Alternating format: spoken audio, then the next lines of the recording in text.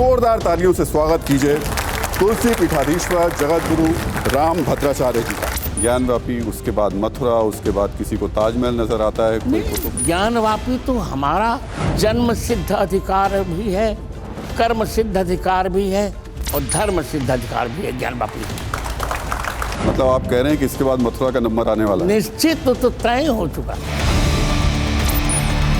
स्वामी प्रसाद मौर्य ने एक नया विवाद खड़ा कर दिया और या तो सठिया गए। विपक्ष ने अपने गठबंधन का नाम इंडिया रखा है, वो नाम कैसा लगा?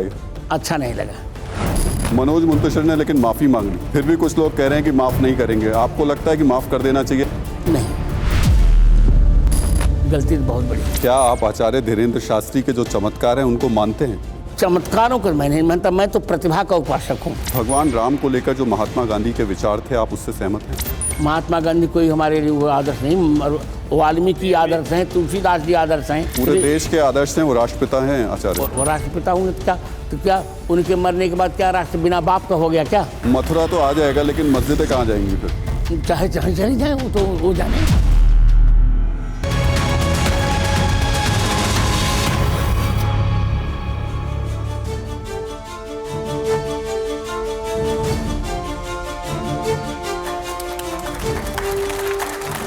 नमस्कार, हमारी इस खास पेशकश में आप सभी का स्वागत है। सनातन धर्म में राम जीवन के मानक हैं, राम त्याग हैं, राम करुणा है, राम शौर्य है, राम ही मर्यादा है, राम ही नीति है, राम ही सत्य है, राम ही वचन है। विष्णु में भी राम है, शिव में भी राम है। बाबा तुलसी कह गए हैं कि कहो कहाँ लगी नाम बड़ाई, राम न सकही नाम गुण गाई। यानी राम के नाम का गुण तो खुद श्री राम भी नहीं बता सकते।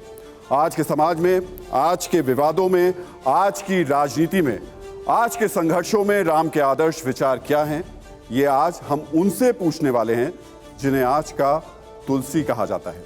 जोरदार तालियों से स्वागत कीजिए तुलसी पीठाधीश्वर जगत गुरु राम भद्राचार्य जी का। आचार्य जी प्रणाम, बहुत बहुत स्वागत है आपका। और इस संवाद में मेरे साथ 5 संपादक भी हैं। राहुल देव जी हैं, हर्षवर्धन जी हैं, अंशुमन जी हैं, राकेश जी हैं और संगीता जी हैं।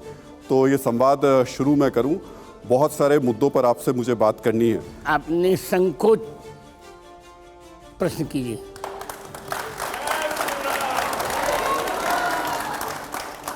तो निश्चित तौर पर शुरुआत तो हमें भगवान राम के नाम से ही करनी चाहिए। और तुलसीदास जी कहते हैं कि भगवान राम वो हैं जिनके गुणों को राम खुद नहीं बता सकते हैं। लेकिन आपने भगवान राम के गुणों को 2 प्रकार से बताया, स्वभाव और प्रभाव। थोड़ा इसको विस्तार से बताइए। राम शब्द ही 2 अक्षरों का है।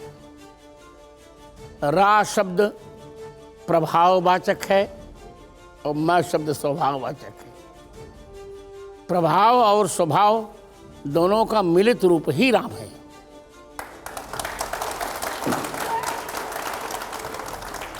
आचार्य जी, राम और रावण, जब हम इन 2 शब्दों को जोड़ते हैं या आमने सामने रखते हैं, रावण जिसके अंदर इच्छाएं भरी हुई हैं और राम जो उससे परे हैं। अब हम इन इच्छाओं की जब बात करते हैं तो राम से जुड़े लोग या राम भक्त, क्या उन्हें भी इच्छाओं से परे होना चाहिए? निश्चित रूप से भौतिक इच्छाओं से परे होना चाहिए, पर आध्यात्मिक इच्छाओं से परे कभी नहीं होना चाहिए।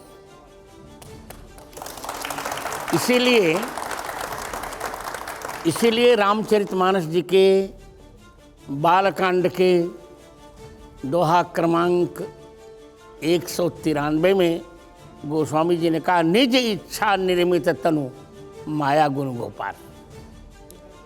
आपने बहुत अच्छी बात कही कि भौतिक नहीं होना चाहिए, आध्यात्मिक होना चाहिए इच्छाओं को। लेकिन आज के वक्त में भौतिक ही भौतिक दिखाई दे रहा है। राम के नाम पर सियासत हो रही है, राम के नाम पर हिंदू राष्ट्र की बात हो रही है, ऐसा राम के नाम पर लड़ाई हो रही है। ऐसा है, जो श्री राम को नहीं जानते हुए ऐसा कर रहे हैं। मेरी दृष्टि में रा शब्दाद राघवो रा शब्दाद राष्ट्रमित्युक्तम, माँ शब्दाद मंगलम स्मृतम। रा का अर्थ है राष्ट्र और माँ का अर्थ है मंगल। राम ही इस राष्ट्र के मंगल हैं। जो लोग सियासत कर रहे हैं, झगड़े कर रहे हैं, वे राष्ट्र का मंगल नहीं चाह रहे हैं। इसे संस्कृत में भी यदि राम शब्द की व्याख्या की जाए तो रा धातु का अर्थ है दान, माँ का अर्थ है मंगल, राति मंगलम यह स राम। जो सबको मंगल ही देते रहते हैं उन्हें राम कहते हैं। इसी अवधारणा को लेकर तो हमने राम जन्मभूमि का संघर्ष किया और राम जन्मभूमि के संघर्ष में मैं तो कहूँगा कि हम 100% सफल हुए और मैं व्यक्तिगत रूप से बहुत प्रसन्न हूँ।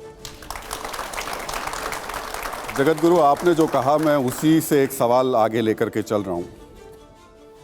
क्या राजनीतिक पार्टियों को भगवान श्री राम का नाम अपने मंचों पर, अपने नारों में, अपनी सियासत के लिए इस्तेमाल करना चाहिए? किसी से कोई श्री राम को कोई आपत्ति तो है नहीं। जब रावण राम जी का नाम ले सकता है तो पार्टियों ने तो क्या बिगड़ गया।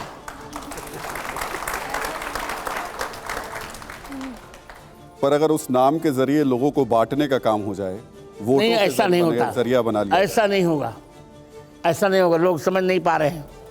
राम के नाम से कभी बांटा जा ही नहीं सकता, क्योंकि श्री राम के जीवन का व्यक्तित्व ही रहा है बंटे हुए लोगों को जोड़ना।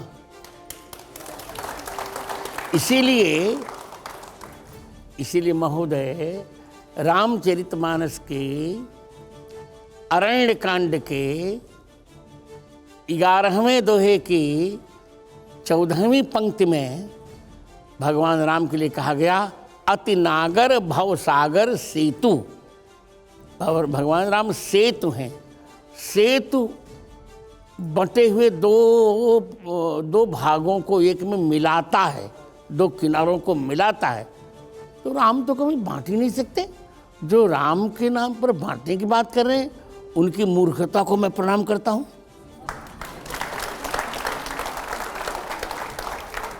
आचार्य जी, अब मैं इस वक्त जो सबसे बड़ा मुद्दा देश में चल रहा है उसकी तरफ आपको लेकर चल रहा हूं, और काशी विश्वनाथ में जो ज्ञानव्यापी मस्जिद है उसको लेकर के। अब ये जो मुद्दा है इसे लेकर सियासत हो रही है या ये वाकई सनातन की जरूरत है? नहीं, आवश्यकता है। सनातन धर्म की आवश्यकता है, क्योंकि देखिए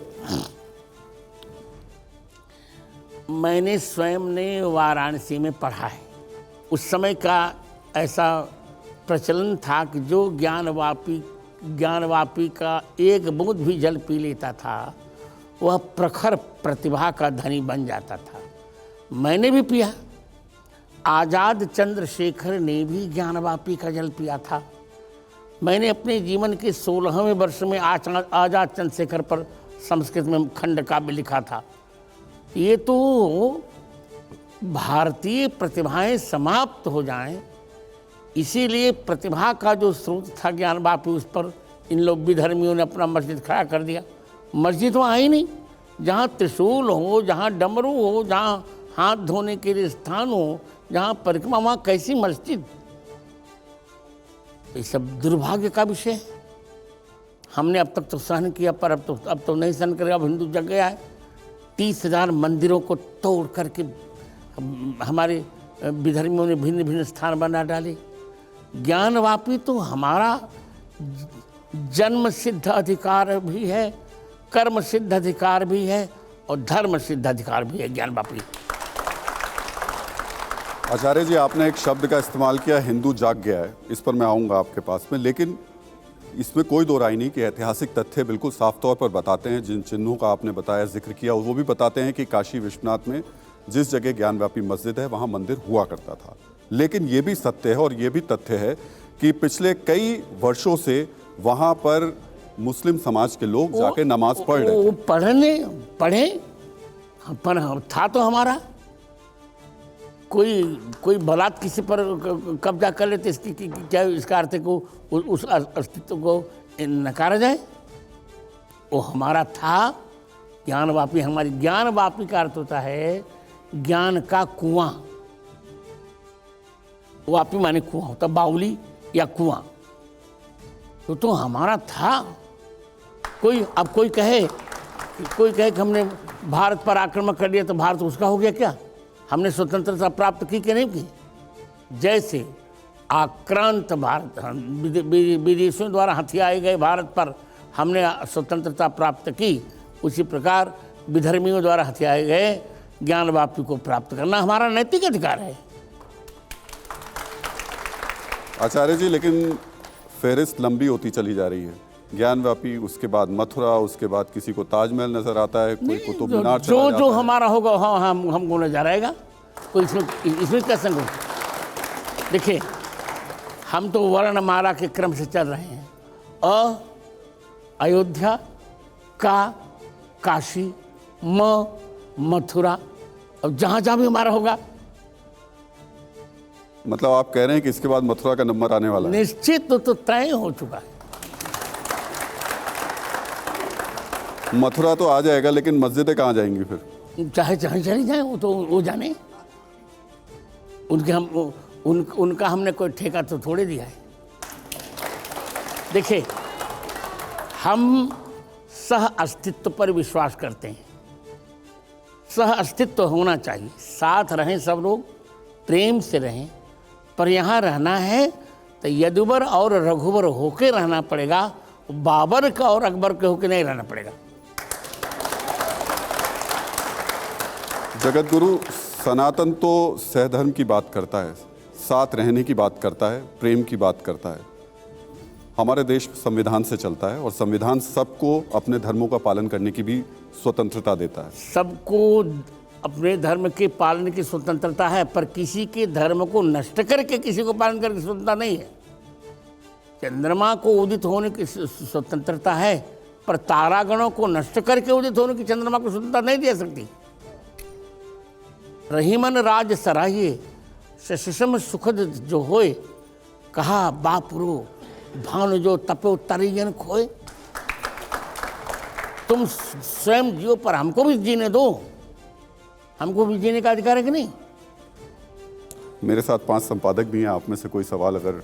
आपने एक महत्वपूर्ण बात अभी कही, वैसे तो सारी बातें महत्वपूर्ण हैं, कि जो हमारा है वो हमारा ही रहेगा और हमें मिलना चाहिए। वो यदस्मदीयम नहीं तत्परिश्रम। तो मैं आ रहा हूँ। तो अभी हमारे इतने लंबे इतिहास में कई ऐसी चीज़ें जहाँ पर कई ऐसे धर्मस्थल भी हैं जहाँ पर अलग विविध धर्मों का प्रभुत्व रहा है और उनके भवन बनते गिरते बदलते रहे हैं।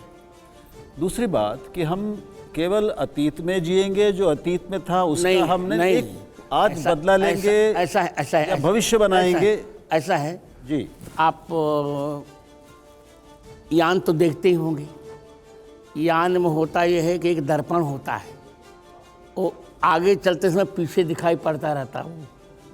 तो हम अतीत से प्रेरणा लेकर वर्तमान का सर्जन कर सकें। आपने बहुत अच्छा उदाहरण दिया, आपने बहुत अच्छा उदाहरण दिया। चूँकि मैं गाड़ी चलाता हूँ, यहाँ सभी चलाने वाले लोग हैं। मैं तो अगर बैठता हूँ गाड़ी पर, चलाता नहीं। जी। तो अगर हम सामने की स्क्रीन से अपनी शीशे से आँख हटा ले और केवल पीछे वाले शीशे पे देखते रहे तो निश्चित ही दुर्घटना होगी। इससे अतीत से प्रेरणा लेकर वर्तमान का सर्जन करना ही भारतीय इतिहास की प्रश्रिमर परंपरा है। अंशुमन जी। आचार्य जी, मेरा प्रश्न जहां राहुल जी ने छोड़ा उससे थोड़ा सा और गहरा है। दुनिया के सारे धर्मों का इतिहास भयानक जघन्यताओं का इतिहास है, और अगर आप धर्म के इतिहास में जाएं तो शायद कोई भी ऐसी जघन्यता नहीं जो धर्म के दायरे में नहीं की गई हो और उसके बाद उसे अन्याय संगत धर्म ने ही ठहराया है। अब जब हम आज धर्म की बिल्कुल नई व्याख्याओं में खड़े हैं तो धर्म के नाम पर जायज क्या क्या है और नाजायज क्या क्या है, जो ये क्या उचित है और क्या अनुचित है, ये विवेक अब आज के संविधान के संबंध में क्या है? मुझे कहने दिया जाए। जहां अंग्रेजी में शुड लगता हो या उड लगता हो, जो करना चाहिए वही धर्म है, जो नहीं करना चाहिए वही अधर्म है। तो मैं तो कहूँगा कि अपने कर्तव्यों का, चाहे वे कर्तव्य परिवार से विहित दिए प्राप्त हों या समाज से या राष्ट्र से, अपने कर्तव्यों का निष्ठापूर्वक निर्वहन करना ही सबसे बड़ा धर्म है और ईश्वर की सबसे बड़ी पूजा है। मेरा प्रश्न आचार्य जी इसलिए था क्योंकि इतिहास के नाम पर बहुत कुछ आज वर्तमान में सही बताया जाता है, और इतिहास में बहुत सारी ऐसी चीजें भी हुई हैं, धर्मों के सारे धर्मों में हुई हैं जो अब वर्तमान में प्रासंगिक नहीं हो सकती। ये मेरा प्रश्न ये था कि उस आधार पर अगर आप देखें तो संविधान सम्मत। अंशुमान जी, मुझे बोलने दिया जाए, इतिहास है क्या, पहले इस पर चर्चा तो हम करें। अतीत घटना को इतिहास नहीं कहते। धर्मार्थ काम मोक्षाणाम उपदेश समन्वितम पूर्ववृत्त कथोपितम इतिहासम प्रचक्षते। धर्मार्थ काम मोक्ष के उपदेश से युक्त पूर्ववृत्त घटना को इतिहास कहते हैं। दुर्भाग्य है कि हमारा इतिहास अंग्रेजों ने बनाया, तो रामायण को प्रागैतिहासिक मान लिया गया, महाभारत को प्रागैतिहासिक मान लिया गया। इतिहास शाश्वत सत्य की व्याख्या ही इतिहास है। इतिहास, यह ऐसा था। इति माने इस प्रकार, ह माने निश्चय, आस माने था। अर्थात जहाँ पूर्ववृत्त घटना को प्रामाणिक प्रस्तुत किया जाता है, उसी प्रस्तुतिकरण को इतिहास कहते हैं।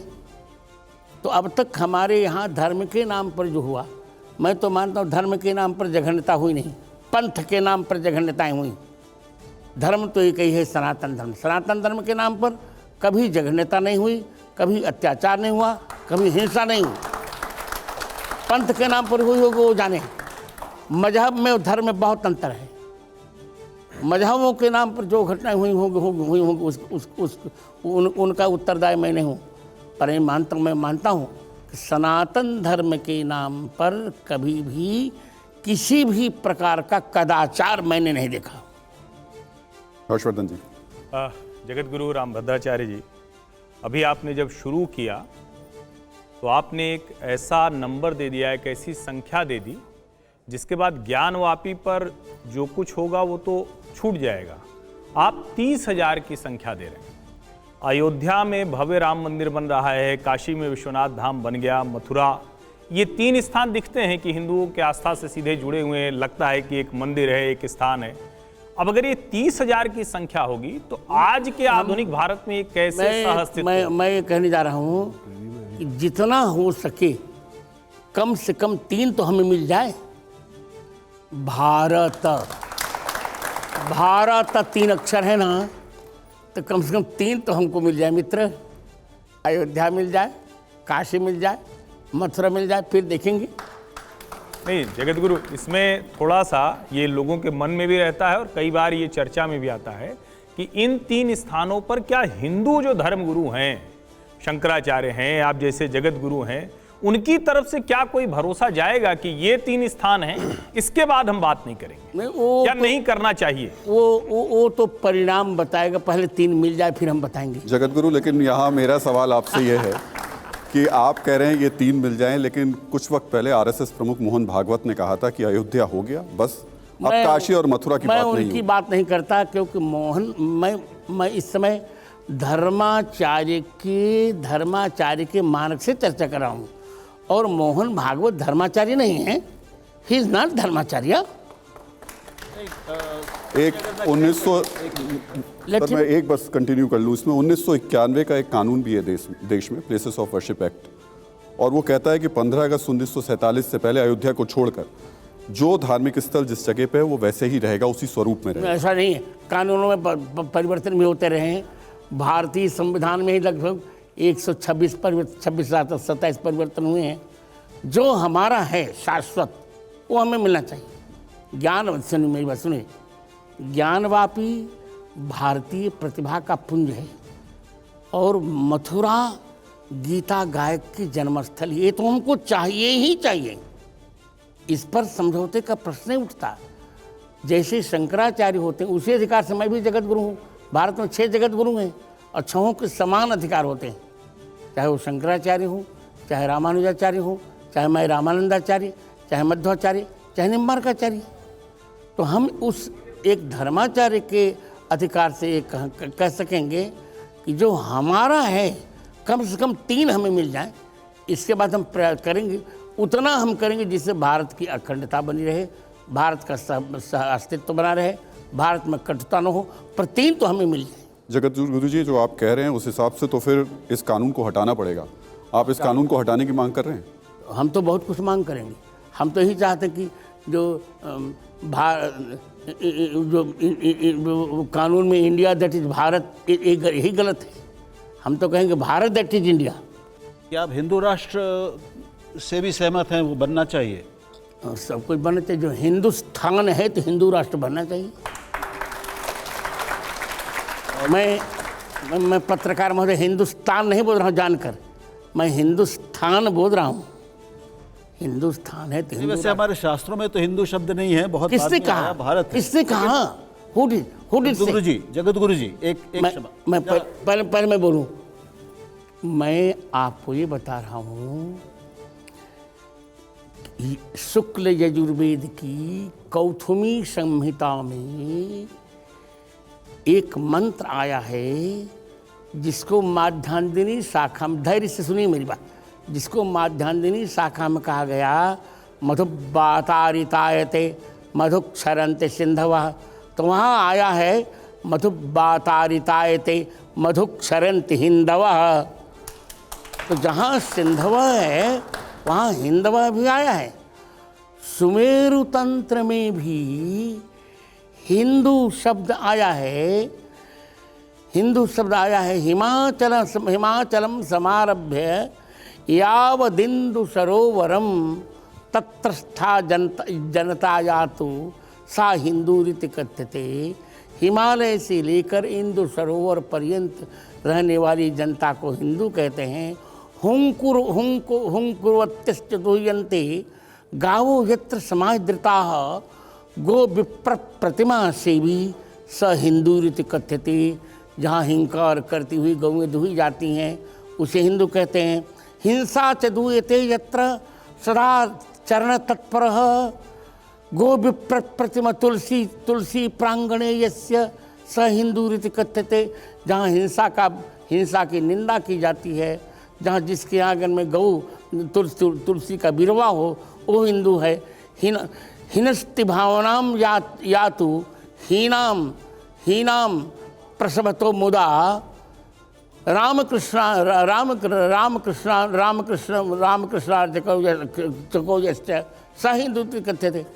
हिंदू शब्द के लिए कम से कम सैकड़ों श्लोक दिए गए सुमेरु तंत्र में।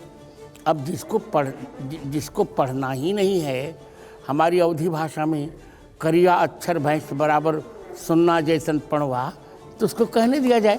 आचार्य जी, लेकिन अब यहाँ मेरा सवाल ये है कि हिंदू राष्ट्र बनेगा, और जो आजकल नए लोग आए हैं सामने, सड़कों पर आते हैं हिंदू राष्ट्र लेकर के, हिंदू राष्ट्र बनाएंगे, वो कहते हैं बाकी सब पाकिस्तान चले जाएं। हिंदू राष्ट्र बनेगा तो मुसलमान कहाँ जाएंगे? पहली बात, मजहब के आधार पर बटा था यह देश। पहली बात, इनको चला जाना चाहिए था, नहीं गए। अब यहाँ रहें, पर यदुबर और रघुबर के हो के रहें, बाबर के हो के न रहें। वंदे मातरम तो इनको कहना पड़ेगा। आप कह रहे हैं अपना धर्म परिवर्तन कर लें? आप कह रहे हैं धर्म परिवर्तन? मैंने कभी नहीं कहा धर्म परिवर्तन करें। वे करवा रहे हैं। लव जिहाद के नाम पर वे हजारों हिंदू लड़कियों का सील भंग कर रहे हैं।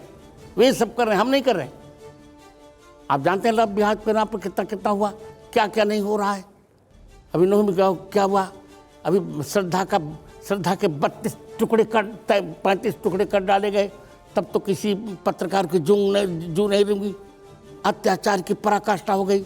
मानवता का खून हठा पिया जा रहा है, तब तो किसी पत्रकार ने कुछ नहीं कहा। तो पत्रकार की परिभाषा है, जो कुछ कहो वास्तविक और निष्पक्ष होकर कहना चाहिए। आचार्य जी, आपके एक शिष्य हैं धीरेन्द्र शास्त्री। हाँ, वो भी अपने मंचों से कहते हैं कि भारत तो छोड़िए, मैं पाकिस्तान को भी हिंदू राष्ट्र बना दूंगा अगर आप। कौन गड़बड़ करते? कहने जी अच्छा तो है, बन जाए। लेट हिम से, तो बालक है, कहने दीजिए। पर ये बताइए आचार्य कि देश संविधान से चलेगा या आचार्य धीरेन्द्र शास्त्री के इन बयानों से चलेगा? नहीं, संविधान से चलेगा, सब कुछ ठीक होगा, चिंता मत करिए। संविधान कभी कभी संविधान बयानों का भी अनुगमन करने लगता है। चिंता की ऐसी कोई बात नहीं। एक महाराज जी 2-3 प्रश्न है। चलिए। 2-3 प्रश्न है कि हैं? लाखों लोग आपको सुन रहे हैं, देख रहे हैं। जी जी जी, आप जगत गुरु हैं। मैं हूँ और निर्भ्रांत। इस जगत में मुसलमान है कि नहीं है? हैं? बिल्कुल है। फिर जगत गुरु किस जगत गुरु, सुनिए सुनिए, गुरु का अर्थ होता क्या है? गु शब्दस्तंधकार स्यात्, रू शब्दस्तन निरोधकृत।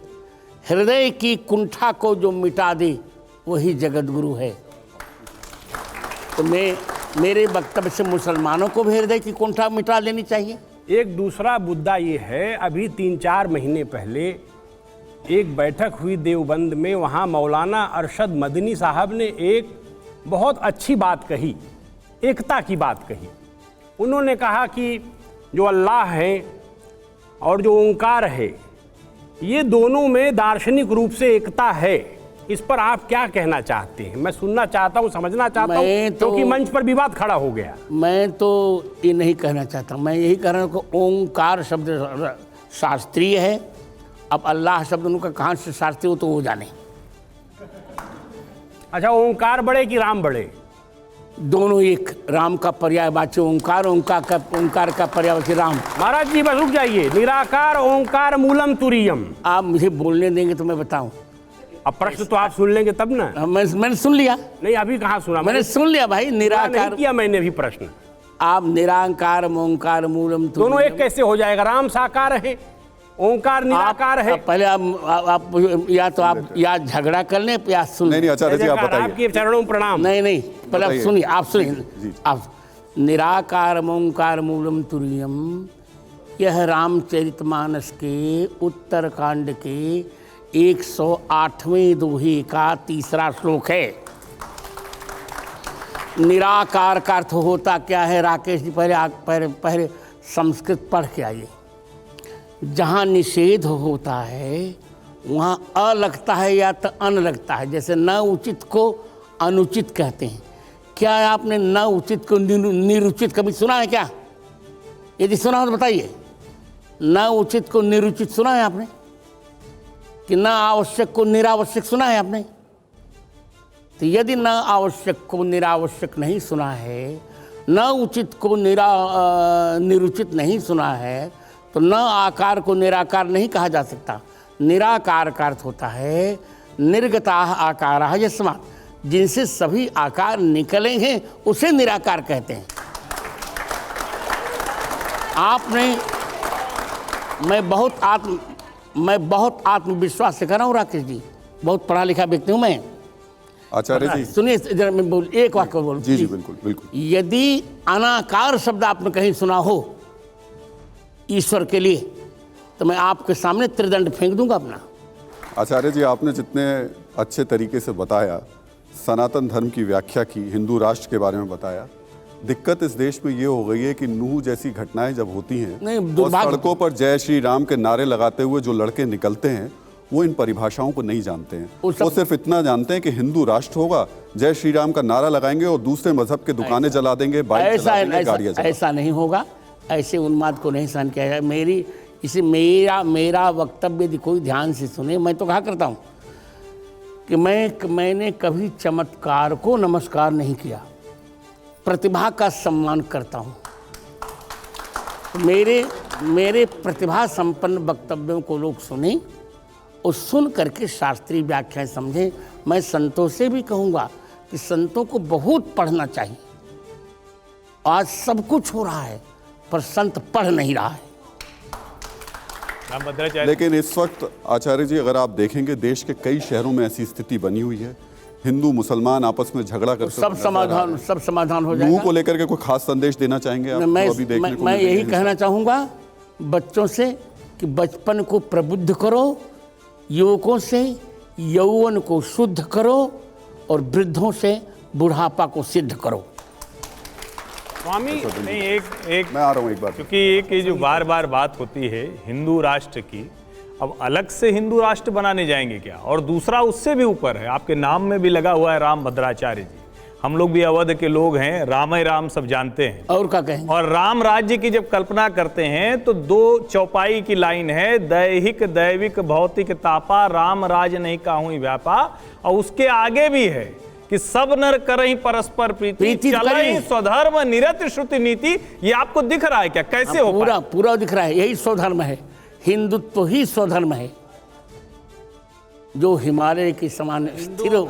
सुन मुझे बोलने दिया जाए, मैं आता हूँ। संगीता जी, एक सवाल आपसे। जो हिमालय के समान स्थिर हो और इंदु माने चंद्रमा के समान सबको अमृत बांटते, यही तो हिंदुत्व है, यही तो भारतीयता है, यही स्वधर्म है।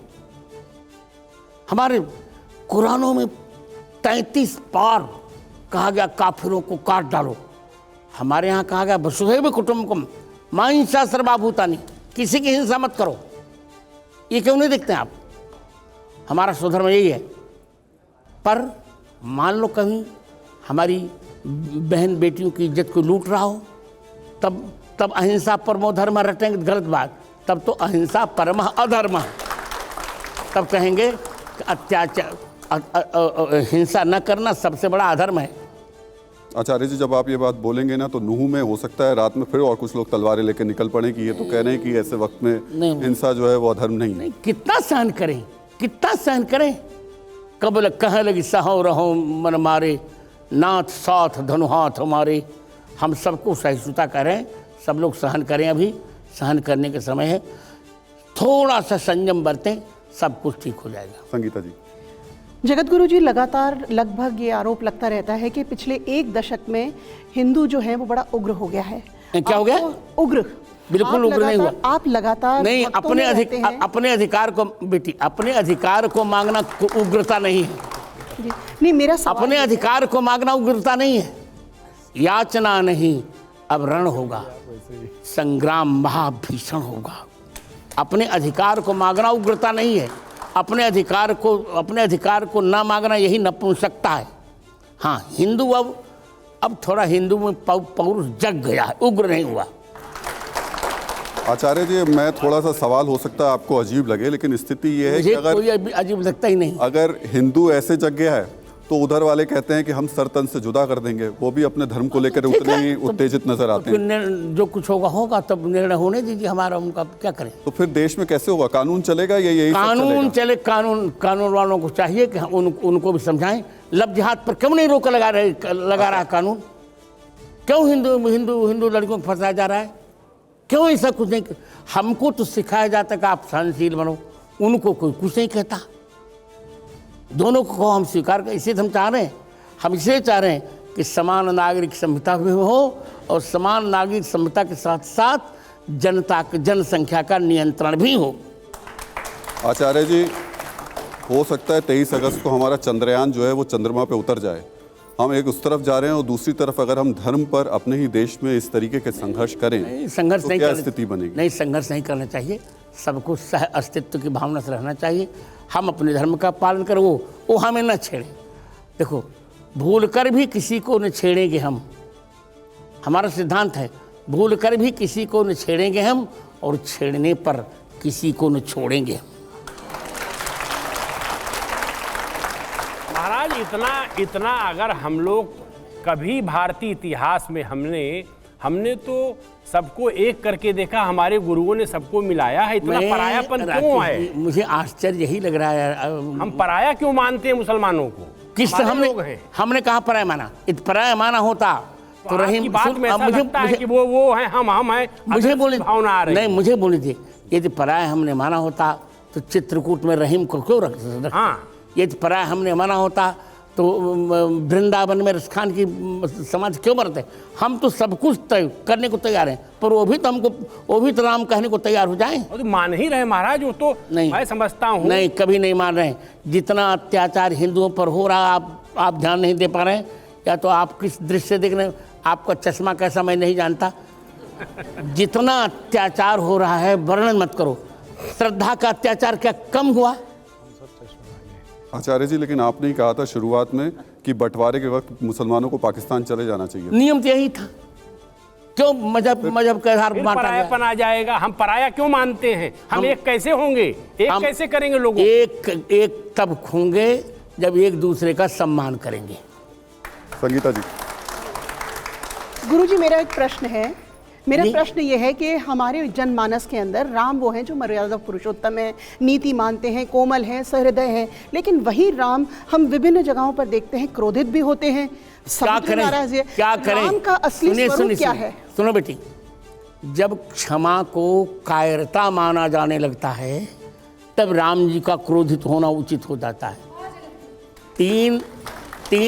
तीन दिनों तक सागर से मार्ग मांगा, सागर ने नहीं दिया तो अरे लाओ लाओ लक्ष्मण में धनुष बाण। लक्ष्मण का क्या? क्षमया ही समायुक्तम मामय मकरालय असमर्थम विजानीते दुक्षमामीदृशे जने। क्षमा से युक्त होने पर ये मुझे कायर मान रहा है, नपुंसक मान रहा है, कमजोर मान रहा है, असमर्थ मान रहा है। जब क्षमा को हमारी निर्बलता माना जाने लगे तब क्षमा कभी नहीं करनी चाहिए। महाराज, तो जहाँ क्या ये क्रोध प्रसंग आया है उचित है? रामायण में, क्रोध उचित है, क्रोध उचित है, और ये क्षमता दिखाना कि क्रोध उचित है अपने अधिकार के लिए, और अपने बल का प्रदर्शन करना भी उचित है। बिल्कुल बल का प्रदर्शन होना चाहिए। मैं आ रहा हूँ, एक मुद्दा बोल, मैं आ रहा हूँ राकेश जी, एक बार राहुल जी पूछ लें, फिर उसके बाद मैं आता हूँ। नहीं जी, मैं ये पूछना चाहता था, दुष्टता क्षमा हो, लेकिन आपने संविधान पढ़ा है? पूरा संविधान मुझे कंठस्थ है कंठस्थ है जी, कंठस्थ है जी पूरा। अब मैं अब प्रस्तावना आगे- कहती आगे मैं है, कुछ नहीं कहूंगा। मैंने देख लिया हम प्रस्तावना। भारत के लोग कहती है, सब भारत के संप्रदायों को एक साथ रहने की बात कहती है। मैंने भी बात कही, सह अस्तित्व पर हमें कोई आपत्ति नहीं है, सह अस्तित्व होना चाहिए, पर प्रत्येक व्यक्ति को एक दूसरे का सम्मान करने का अभ्यास महाराज, यही करना बात चाहिए। राकेश जी, मैं आ रहा हूं। राहुल मैं आ जी, रहा ये हूं। बहुत अभी आवश्यक प्रश्न है। एक-एक करके सवाल आगे पूछते चला चलें। जाएगा, आगे बिल्कुल, चला, भूल जाऊंगा मैं। देखिए, मौर्य जी रामायण जला रहे हैं और कह रहे हैं कि रामचरितमानस में सह अस्तित्व के खिलाफ बातें लिखी गई हैं। मौर्य तो सठिया गए हैं, मैं आऊंगा, चलिए इस पर अंशुमन जी आपको सवाल। उनको रामचरितमानस का उनकी आपत्ति जिस दोहे पर है उस पर आपका क्या कहना है? मैंने उसकी बहुत व्याख्या की है। एक बार फिर करिए, लोग सुन रहे हैं। हाँ तो आप पूछिए पहले उनका दोहा जिस पर उनको उन्होंने ढोल गवार को लेकर सवाल उठाया, मुझे कोल करात कलवार को लेकर सवाल उठाया। मुझे उन्होंने कहा कि अनुसूचित जाति के जो लोग हैं, उन जातियों के बारे में तुलसीदास जी ने अच्छा नहीं लिखा है। इस पर आप तो रामानंदाचार्य हैं, उस पीठ के पूजित हैं, आप ही उस पर ठीक तरह से व्याख्यान दे सकते हैं। मैं बिल्कुल, पहले वो आते मुझसे पूछते तब मैं देता व्याख्यान। दुर्भाग्य को मेरे पास आई नहीं पूछने के लिए। अब थोड़ा आप बता दीजिए। हाँ, मैं उत्तर दे रहा हूँ जी। ढोल गवार शूद्र पशुनारी, पहली बात तो उनका पाठ गलत है। सकल ताड़ना के अधिकारी नहीं है, ये सब ताड़न के अधिकारी है वहाँ पाठ। कौटिल्य ने ताड़न का अर्थ शिक्षण लिखा है। ढोल वाद्य, गंवार जो ग्रामीण व्यक्ति है, शूद्र शुचाद्रातीति शूद्र है जो चिंता से द्रवित हो जाए, पशु और नारी ये पढ़ने के अधिकारी हैं, इनको पढ़ाना चाहिए। नारी की शिक्षा अनिवार्य है।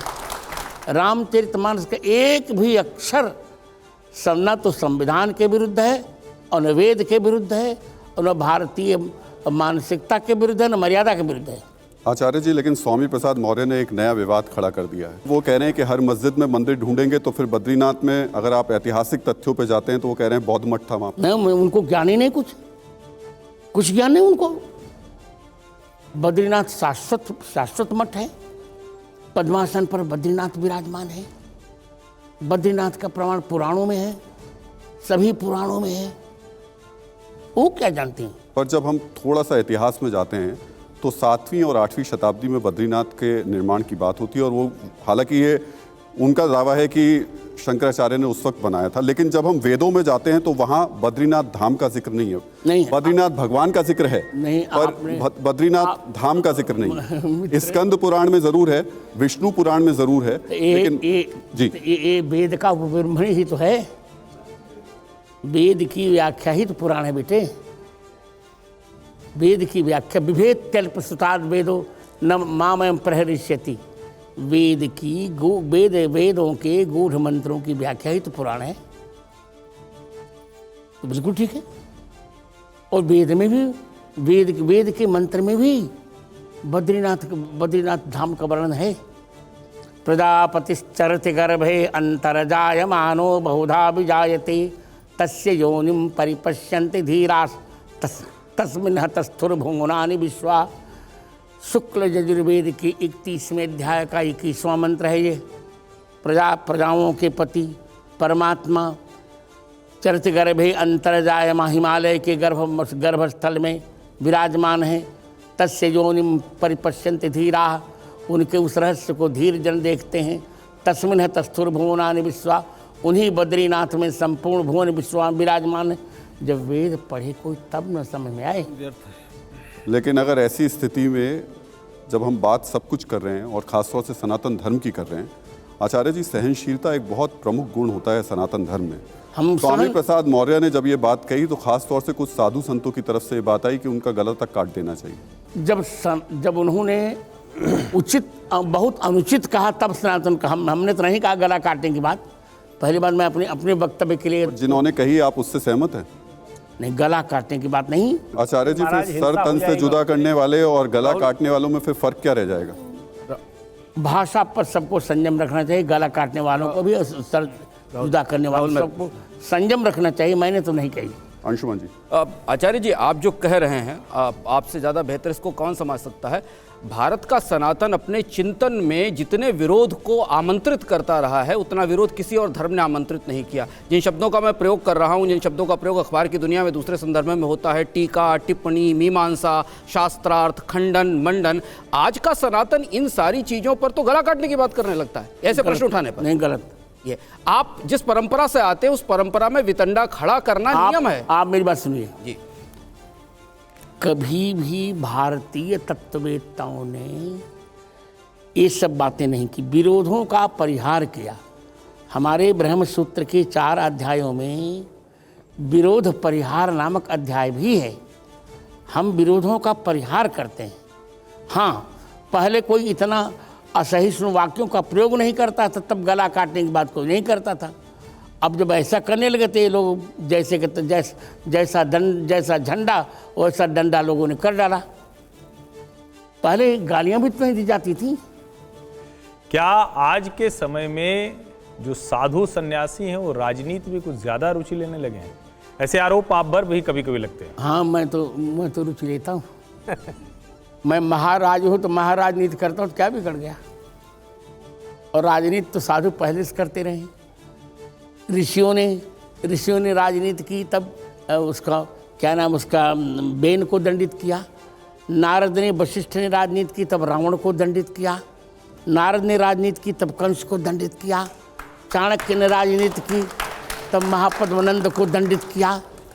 और गोस्वामी जी ने राजनीति की, तब तो मुगल शासन को दंडित किया। लेकिन आचार्य जी एक मिनट, आचार्य जी, लेकिन वो सारे लोग सत्ता की सीकरी से दूर थे। आज का संत सत्ता की सीकरी में बैठ रहा है। नहीं, सत्ता की सीकरी में संत को नहीं बैठना चाहिए, ये तो मैं कहूंगा। आप दंडित किसी को करने वाले आऊंगा इस बात पे, लेकिन इस सब के आप दंडित किसी को करने वाले हैं कि नहीं? जो हिंदुत्व, मैं 3 लोगों को दंडित करने का मन बना रहा हूँ। हिंदुत्व विरोधियों को, राम विरोधियों को, राष्ट्र विरोधियों को। तो इसमें मैं आऊंगा उसमें, राकेश जी मैं आऊंगा, लेकिन आचार्य जी मैं आऊंगा उस लेके राजनीति पे मैं आऊंगा, लेकिन उस सब के बीच में एक और महत्वपूर्ण मुद्दा इस वक्त देश में है, और वो ये कि हमारे देश में खासतौर से सनातन धर्म में स्त्रियों को देवी का स्थान दिया जाता है। लेकिन कुछ वक्त पहले मणिपुर से एक वीडियो आया और वो बहुत ही देश को दुर्भाग्यपूर्ण था। मैं अभी भी कह रहा हूँ, बहुत दुर्भाग्यपूर्ण। और मैं तो कह रहा हूँ, उस पर आप कह रहे हैं लव जिहाद पर आप क्यों नहीं कहना चाहते? क्यों हिंदू कन्याओं को फंसा करके उनकी हत्या की जा रही है, इस पर क्यों नहीं कहना चाहते आप? इस पर आप लोगों ने क्यों नहीं उठाया? मणिपुर वाले पर तो उठाया, इस पर क्यों नहीं उठाया? श्रद्धा के जब 35 टुकड़े कर दिए तब संसद ने क्यों नहीं चिल्लाया? मेरे प्रश्न का उत्तर क्यों नहीं दे रहे आप? दीजिए उत्तर ना, मैं सुनूं उत्तर। आचार्य जी बिल्कुल दूंगा मैं, क्योंकि श्रद्धा की घटना से अगर हम मणिपुर की घटना की तुलना करके, क्या हम उस घटना को एक किनारे कर सकते? नहीं, गलत है, वो भी गलत है, बहुत गलत है। पर ये भी गलत है कि नहीं, पहले बताइए। गलत है, उसका जिक्र भी किया गया। आप जिन बात को उठा रहे हैं उस बात को मीडिया ने बहुत अच्छे से उठाया भी। मीडिया ने पर संसद में उठाया क्या? नहीं उठाया। चलिए, कुछ सांसदों ने भी किया। राहुल जी। स्वामी जी, मुझे ईमानदारी से ये कहना पड़ेगा कि मैं काफ़ी निराश हूँ, लेकिन आप निराश मत होइए। नहीं, उसका कोई आपके लिए कोई अर्थ नहीं है, लेकिन मैं केवल अपनी भावना व्यक्त कर रहा आप था। निराश मत होइए, डोंट बी होपलेस, सब कुछ ठीक होगा। मैं आपने बीच में एक बात कही कि आप चमत्कारों से के खिलाफ हैं, उनके विरोधी हैं। मैं चमत्कारों पर विश्वास नहीं करता, मैंने विश्वास नहीं करते, लेकिन आपके जो परम प्रिय शिष्य हैं वो तो केवल चमत्कार दिखाकर ही लोगों को आकृष्ट कर रहे हैं। अच्छा लड़का है, चमत्कार। उनकी विद्या का कोई प्रदर्शन नहीं हुआ आज तक। कितने वो शास्त्रज्ञ हैं ये कभी सामने नहीं आया। वो शायद 10 श्लोक भी कठिन हो जाएगा। अरे नहीं, लेकिन वो तो सिर्फ शुद्ध चमत्कार कर रहे हैं। ठीक है, अच्छा है, वो भी पक्ष अच्छा, पर धर्म के विरुद्ध कुछ नहीं कर रहे हैं ना। धर्म तो के उनके पास चमत्कार के अलावा कौन सा गुण है बताइए? उनके पास गुरु भक्ति है, मेरे पर उनकी भक्ति है। देखो कितनी बड़ी भक्ति है उन पर। आचार्य निष्ठा उनके पास है।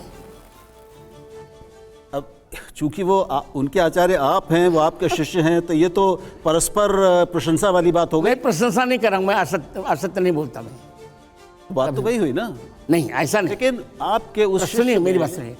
वो जिस तरह की बातें कर रहे हैं, वो जितनी हल्की बातें करते हैं, वो कई बार विदूषक की तरह व्यवहार करते हैं। आपको दिखता है, देख रहे हैं आप उसको? क्या बालको वर्तते, बालको वर्तते, ठीक है। उसको लोग उनको बाबा की तरह लोग पूछने लगे। बाबा है, वो बालक है भाई। क्या वो अधिकारी है इस पद का? अच्छा कर रहे हैं, सब ठीक है। आचार्य जी, राहुल जी का कहने का मतलब ये है कि क्या आप आचार्य धीरेन्द्र शास्त्री के जो चमत्कार हैं उनको मानते हैं? अब वो चमत्कारों को मैं नहीं मानता, मैं तो प्रतिभा का उपासक हूँ। वो जो पर्चा निकालते हैं, पर्चा लिख करके बता देते हैं, आप मानते हैं कि वो सब सही भी होता होगा? वो कला है या चमत्कार है, क्या है ये? वो तो जाने, मैं कुछ नहीं। आप तो गुरु हैं उनके। इसके लिए इसका गुरु नहीं हूँ मैं, राम मंत्र की दीक्षा का उनका गुरु हूँ बस।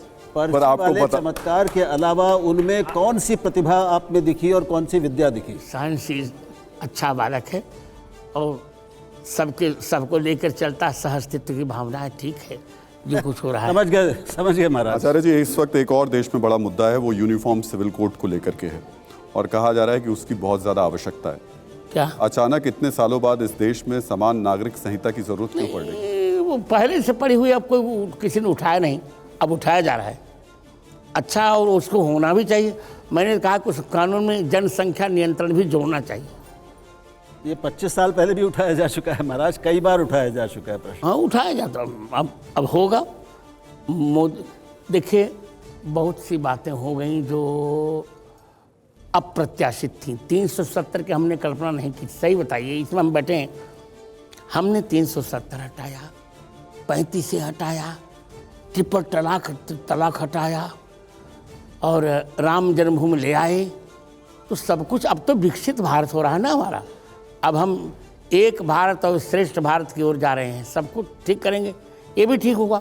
कुछ दिन में हम गोवध भी बंद करवाएंगे, कुछ दिन में हम रामचरितमानस को राष्ट्र ग्रंथ भी घोषित कराएंगे। आचार्य जी, जब आप ये बात कह रहे थे तो मुझे याद आया, खासतौर से इस वक्त महंगाई बहुत ज़्यादा है। लोग टमाटर की बात करने जब पूछने जाते हैं तो कुछ लोग यही बोलते हैं, आप टमाटर 200 रुपये किलो की बात कर रहे हैं, यहाँ 370 हट गई। देखिए, इतने बड़े बड़े काम हो गए देश में और आप इस छोटी सी महंगाई में उलझे हुए। वो सब ठीक हो जाएगा, सब कुछ ठीक हो जाएगा। मोदी विल रिपीट, सब कुछ ठीक होगा। क्या महाराज आप कह रहे हैं मोदी रिपीट होंगे? ये बताइए, आप 2024 का भविष्य कथन कर रहे हैं।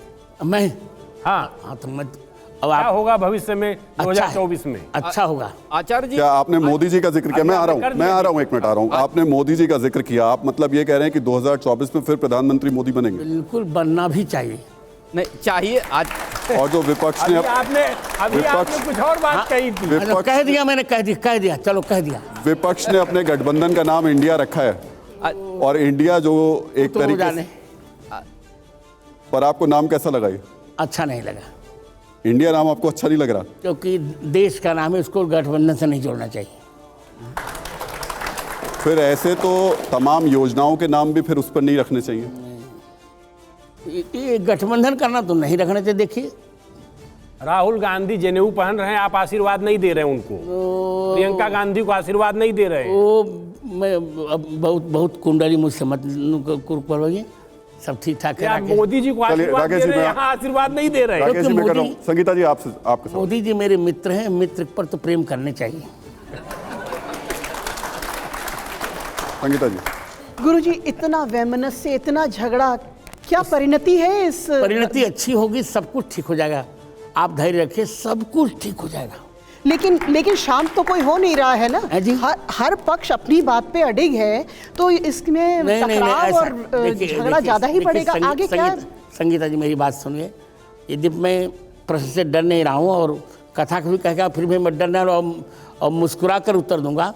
देखिए मेरा कहना यह है कि समय की प्रतीक्षा करनी चाहिए, सब कुछ ठीक होगा। भारत भगवान का है और इसका भविष्य भगवान के ऊपर निर्धारित है, भगवान इसके उत्तरदायी हैं। सब कुछ भारत में मंगल होगा। भारत देखिए अर्थव्यवस्था में बहुत अच्छा हो गया। व्हाइट हाउस में कभी भी दुर्गा सप्तशती की गूंज नहीं होती थी, अब होने लगी। और पूरे विश्व में, मैंने फिजी जाके आया और सिंगापुर, पूरे विश्व में अब रामत्व बुलंदी पर आ रहा है, भारतीयता का सम्मान हो रहा है पूरे विश्व में। अब सब लोग हम लोगों को एक अच्छी दृष्टि देखने लगे। मोदी के नेतृत्व को लोग सराहने लगे, यहाँ तक कि ऑस्ट्रेलिया के प्रधानमंत्री ने भी उन्हें वास कह डाला। अब क्या चाहिए आपको? हमको तो प्राउड करना चाहिए। महाराज, आपको सुनकर लग रहा है कि भाजपा का प्रवक्ता बोल रहा है, कोई सरकार का प्रवक्ता। ऐसा ये धर्माचार्य के लिए उचित है? नहीं, धर्माचार्य जो उचित हो वही धर्माचार्य शब्द बोलते हैं। आप मुझे बोलने दीजिए, जो कुछ उचित हो वही धर्माचार्य को बोलना चाहिए, चाहे वो किसी का भी हो। क्या वेदव्यास पांडवों के प्रवक्ता थे? पर पांडवों का धर्म था तो धर्म का साथ दे दिया। उस वक्त लोकतंत्र नहीं हुआ करता था महाराज जी। सब लोकतंत्र था। जो नीति कुछ भाखो भाई तुम ही बरजो भय बिसराई। देश संविधान से नहीं चलता था उस वक्त, आजकल संविधान से चल रहा है। संविधान से चलता था। मनुस्मृति आपने पढ़ा, मनुस्मृति का संविधान था भारत में उस समय भी। जिस विषय पर हम लोग चल रहे हैं, आपने कहा कि भारत में बहुत संपन्नता हो रही है, भारत बहुत आगे जा रहा है। यही सब देखकर आपको लग रहा है कि सीमा हैदर पाकिस्तान से यहाँ भारत चली आई, उसको लग रहा है बहुत अच्छी स्थिति बन गई है? नहीं, डर लग रहा है। आपको पता है सीमा हैदर के बारे में? सब मुझे पता रहता है। क्या जानकारी है आपके पास में? अब क्या जानकारी, क्या बस ठीक है, जो कुछ हो रहा है ठीक हो रहा है, जानकारी तो ही है। पर यहाँ से एक और लड़की अंजू नाम की, वो पाकिस्तान चली गई। सीमा यहाँ आई है, अंजू वहाँ चली गई और वहाँ उसको खूब पैसा दिया जा रहा है, तोहफे दिए जा रहे हैं, ज़मीनें दी जा रही हैं, फ्लैट दिए जा रहे हैं। यूँ होना ऐसा नहीं चाहिए।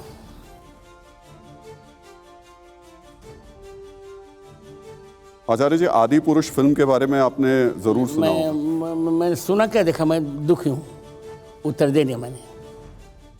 मनोज मुंतशिर ने लेकिन माफ़ी मांग ली, फिर भी कुछ लोग कह रहे हैं कि माफ़ नहीं करेंगे। आपको लगता है कि माफ़ कर देना चाहिए अगर कोई व्यक्ति माफ़ी मांगे? हाँ, तो प्रायश्चित्तो भवति सपदि स्वीकृते पातकानाम, पापों के स्वीकार से ही प्रायश्चित्त हो जाता है।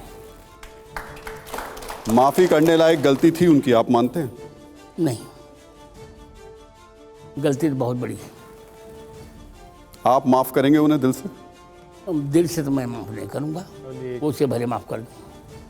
जी रामभद्राचार्य जी, जो मनोज मुंतशिर शुक्ला के लिए आप कह रहे हैं आदि पुरुष के लिए, उन्होंने अपने पक्ष जो कहते हैं ना कि तर्क जो देते हैं, तो उन्होंने कहा कि ऐसा कथावाचक लोग भी मंचों पर कहते हैं इसी तरह की ऐसा कुछ नहीं कहता कोई। तो क्या ये जो कथा के साथ जो सामान्यीकरण में धर्म और कथा को इस तरह से जोड़ा जाता है, ये उचित है क्या? नहीं, बहुत अनुचित है। और कथावाचक कोई कहता नहीं। हमसे तो उन्होंने कभी चर्चा तक नहीं की। चर्चा करते, एक विषय पर चर्चा की थी, मैंने कह दिया था कि सीता जी का वनवास नहीं हुआ था, दूसरा वाला, वो उसमें मत दिखाना। नहीं, आप कह रहे हैं कि स्क्रिप्ट आपको बताई थी उन्होंने? नहीं, केवल एक विषय पर पूछा था, हमको पूरी नहीं बताई थी। मैं झूठ को बोलूं? पर इस फिल्म को लिखते वक्त उन्होंने चर्चा की थी आपसे? नहीं, केवल ये कहा था कि मैं एक रामायण बना रहा हूँ। मैंने कहा रामायण बना रहे हो तो सीता जी का दूसरा वनवास मत दिखाना, वो नहीं है प्रमाण।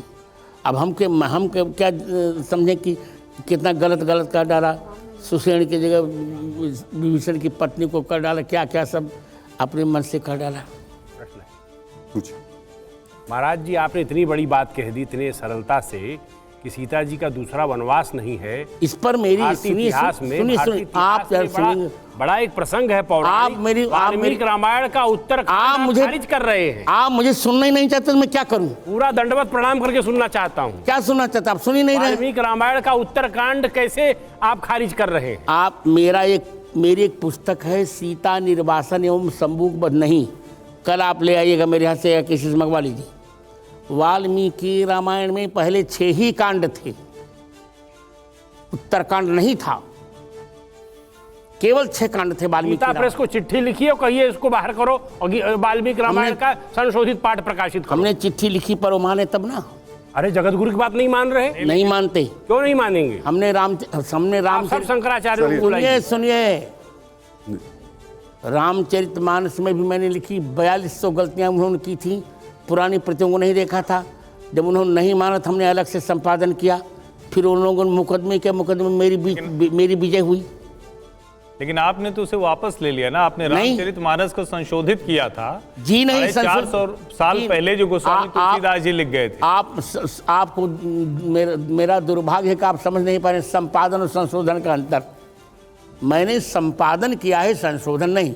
एक चीज़ और आपको बता देता हूं तमाम दर्शकों को और आप लोगों को कि जिस वक्त अयोध्या राम जन्मभूमि को लेकर के पूरा मुकदमा चल रहा था, उस समय आचार्य जी की गवाही हुई थी और उसमें तुलसी दोहावली को लेकर के जो आचार्य जी ने कहा, उससे वो केस पूरी तरीके से कहते हैं एकदम से टर्न हो गया था। वो ज़रूर आप जानकारी दे दीजिए एक बार आचार्य जी।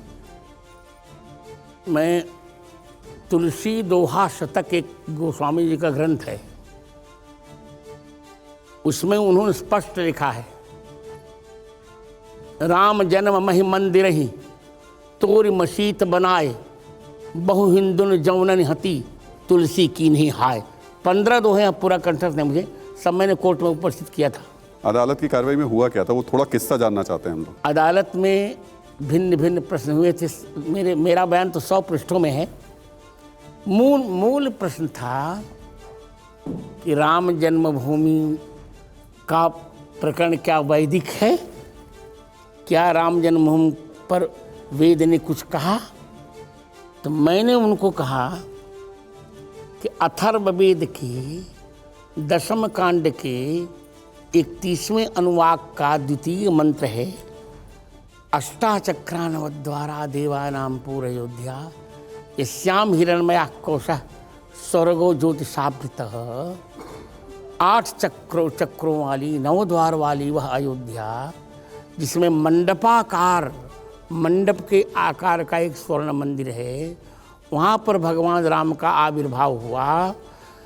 उस स्थान पर आविर्भाव हुआ जहाँ मेष के सूर्य की दृष्टि पड़ती है, मकर के मंगल की, तुला के शनि की, कर्क के बृहस्पति की, मीन के शुक्र की।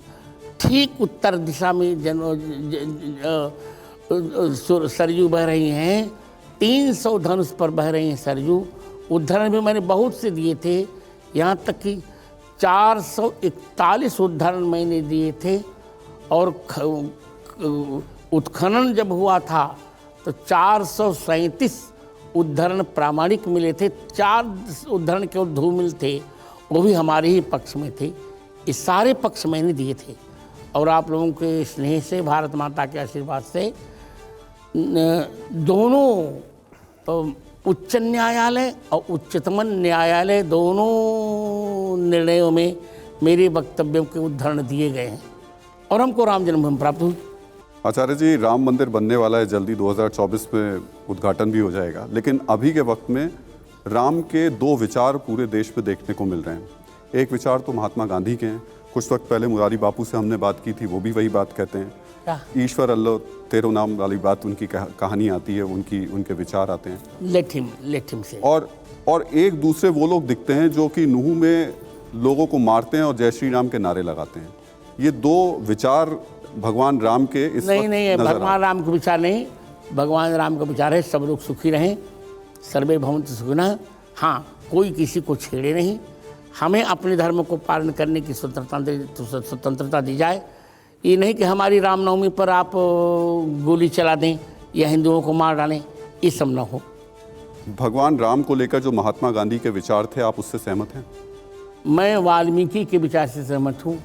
महात्मा गांधी कोई हमारे लिए वो आदर्श नहीं, वाल्मीकि आदर्श हैं, तुलसीदास जी आदर्श हैं, और सब पूरे देश के आदर्श हैं, वो राष्ट्रपिता हैं आचार्य जी। वो अलग बात है। वो राष्ट्रपिता होंगे तो क्या उनके मरने के बाद क्या राष्ट्र बिना बाप का हो गया क्या? आप क्या कह रहे हैं? आचार्य जी, जब आप ये बात कहते हैं तभी कुछ लोग होते हैं जो नाथूराम गोडसे की मूर्ति बनाना शुरू कर देते हैं, अलग बात है, और फिर उनके मालाएं चढ़ाना शुरू कर देते हैं। मैं कुछ नहीं कह रहा हूँ, पर मैं कह रहा हूँ कि रामो राष्ट्रपिता गेय, रामो राष्ट्रस्य मंगलम।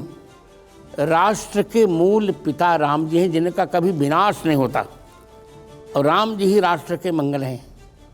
इसे आप देखे होंगे भारतीय संविधान में प्रथम पृष्ठ पहली पुस्तक जब छपी थी भारतीय संविधान की, तो वहाँ सीताराम जी की मूर्ति आपने देखा होगा।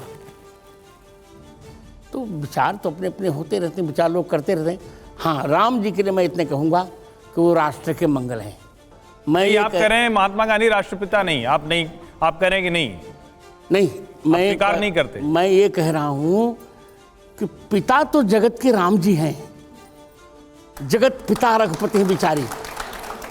कैसे कहूँ? जो तो आप लाठी चला के कहवाइएगा क्या? जो अरे नहीं माता रामो मत पिता रामचंद्र, स्वामी रामो मत सखा रामचंद्र। अरे यार, राम जी को राष्ट्रपिता मानो, जिसका कोई वध ही नहीं कर सकता। जी, आप चीज़ों को थोड़ा अलग आयाम में ले जाते हैं। राष्ट्रपिता जो कहा था, पहली बात तो ये नेताजी सुभाष चंद्र बोस ने कहा था। जैसे हम शहीद भगत सिंह कहते हैं, जैसे हम लोकमान्य तिलक कहते हैं, जैसे हम शहीद आजम कहते हैं, लोकनायक जयप्रकाश कहते हैं, वैसे ही एक सम्मानजनक उपाधि। हाँ, ये उपाधि है। तो इसको इतना स्थूल बना देना कि बिना बाप के हो गया भारत, ये तो बड़ी विचित्र बात। नहीं, आपसे अपेक्षित नहीं। नहीं, मैं अनपेक्षित बात नहीं कर रहा हूँ, इतना मैं सहमत हूँ। उपाधि स्वीकार्य है तो वही तो है उपाधि, और क्या उपाधि आप कहिए तो मैं कोई आपत्ति नहीं। अंशुमन जितनी उपाधि देते मैं दे दीजिए। आपने कहा बिना बाप के बाहर हो गया। और क्या वास्तविक पिता राष्ट्र के हैं क्या वो? आचार्य जी, तो राम जी को वास्तविक पिता कहने में आपत्ति क्या है हमको? आचार्य जी, भगवा वस्त्र पहने संत को राजनीतिक दल का प्रचार करना चाहिए, यदि वो राजनीतिक दल पर टिकट नहीं लड़ रहा है तो। ये कितना मैं जानता हूँ ये वाक्य मेरे लिए होगा। नहीं, आपके लिए नहीं है। मैं ये बहुत सारे संतों की बात कह रहा हूँ जो बार बार सभाओं में भी आते हैं और बाद में कथा भी सुनाते हैं। दोनों अगर आप ऐसे कहेंगे तो योगी आदित्यनाथ भी फिर भगवा नहीं, लेकिन वो तो सत्ता के तंत्र के हिस्से हैं। लेकिन हम उन संतों की भी बात करें जो सत्ता तंत्र से बाहर है, पर वो प्रचार के लिए जाते हैं। कोई राजनीतिक दलों का जहाँ धर्म हो, धर्म का प्रचार करने में कोई आपत्ति नहीं। आचार्य जी, लेकिन विपक्ष एक सवाल तो उठाता है योगी आदित्यनाथ को लेकर कि क्या एक साधु सन्यासी को, योगी को सत्ता के आसन इसने पर कह दिया चाहिए। सत्ता में रहना चाहिए। विपक्ष बता कहाँ निषेध है? सत्ता के कहाँ निषेध है कि संत को सत्ता में रहना चाहिए? बिल्कुल रहना चाहिए संत को। हमारे आचार्य जी, आप ही ने कथा सुनाई थी कि संतों ने तो राजा बेन को उतार के सिंहासन से मार दिया था और फिर एक सही राजा बिठाकर अलग हट गए थे। संत तो हमेशा सत्ता निरपेक्ष ही रहा, सत्ता विरोधी रहा। सत्ता का हिस्सा तो कभी संत नहीं रहा। आवश्यकता पड़ने पर रहे, जैसे चाणक्य थे ना। ने क्या कोई हमारे शास्त्रों में कोई गुरु, कोई धर्मगुरु शासक बना है? चाणक्य थे चाणक्य शासक नहीं, कभी शासक नहीं। चाणक्य शासक नहीं थे। चाणक्य तो चंद्रगुप्त को बनाया, चंद्रगुप्त को शासक। पर नाम था शासक, तो सब चाणक्य थे यार, सब चाणक्य करते थे। दो उदाहरण अगर आप दे दें तो बड़ी कृपा होगी। तो मैं उदाहरण तो दे रहा हूँ। चंद्रगुप्त पहली बात, नारद शासक थे द्वापर में, त्रेता में अगस्त्य शासक थे। यहाँ तक कि राम जी के सारे शस्त्रों की व्यवस्था अगस्त्य ने की थी। सब उदाहरण शासक थे। हाँ, बिल्कुल पूर्ण शासक। अच्छा, कहाँ मिलेगा ये? मैं थोड़ा वाल्मीकि रामायण मिलेगा। वाल्मीकि रामायण देख लीजिएगा। वाल्मीकि रामायण के बालकांड के प्रथम सर्ग का 42वां श्लोक देखिएगा और अरण्यकांड का पूरा श्लोक पढ़ लीजिएगा, फिर हम आपसे चर्चा करेंगे। नहीं, ठीक बात है। राजा हरिश्चंद्र को विश्वामित्र जी ने वन भेज दिया, काशी भेज दिया था और राज्य सत्ता अपने हाथ में ले ली थी। सभा समिति शासन करती थी। महाराज जी, हम ये कह रहे हैं कि देश की बड़ी समस्या जनसंख्या नियंत्रण आप कह रहे हैं। जी, देश में 18%, 16%, 20% आबादी ऐसी है जिसके साथ संवाद और निरंतर समन्वय की बड़ी आवश्यकता है। और आप हिंदू धर्म के महानतम धर्माचार्य हैं, रामानंदाचार्य हैं। उन्होंने जगतगुरु अगर रामानंदाचार्य समन्वय का रास्ता क्या है, भविष्य क्या है हमारा? सहिष्णुता, अभी के जीवन व्यवहार के लिए अभी जिस तरह की स्थिति है उसमें आप क्या कहेंगे राम के जीवन सिय आचरण? राम मैं सब जग जानी, करो प्रणाम जोर जुग पानी। चलिए, वक्त अब हमारे पास कम बचा है, लेकिन चलते चलते आचार्य जी आपसे फिर वही कुछ आपके शब्दों में, खासतौर से इस वक्त भारत की जो स्थिति है उसको लेकर के, वो लोग जो सड़कों पर इस वक्त असहनशील नजर आ रहे हैं उनको लेकर के सबको आप कुछ कहना चाहते हो? मैं यही कहना चाह रहा हूँ फिर से, बचपन को प्रबुद्ध करो, यौवन को शुद्ध करो और बुढ़ापा को सिद्ध करो। बहुत बहुत धन्यवाद आचार्य जी, आपका बहुत बहुत शुक्रिया।